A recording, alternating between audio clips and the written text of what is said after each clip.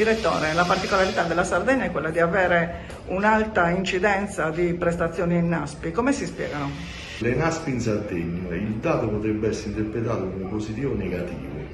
In genere il cittadino comune o comunque la persona comune può pensare che tante prestazioni di disoccupazione significano precarietà, poco lavoro, quello che sia.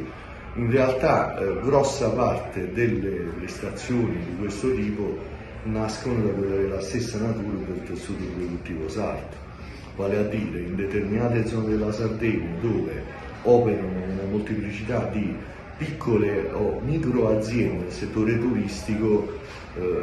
parlo di aziende con da 1 a 9 dipendenti, a fine stagione estiva la NASPI diventa sostanzialmente automatica, quindi c'è poco da, ci sarà e c'è sempre quella che è una fetta,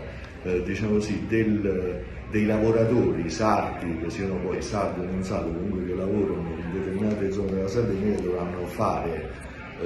per forza affidamento a questo tipo di trattamento.